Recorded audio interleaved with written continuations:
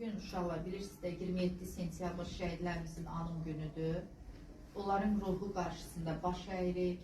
Allah onlara qəni-qəni rəhmət eləsin, yeri cənnət olsun. Biz onları heç vaxt unutmayacağıq və inanıram ki, siz de onları həmişə uca tutacağız. Onlara layiq övladlar olacağız. Onlara layiq olaraq bir işinizdə tibb bacısı kimi ona layiq olacağız. Bunların ruhu qarşısında baş əyirik.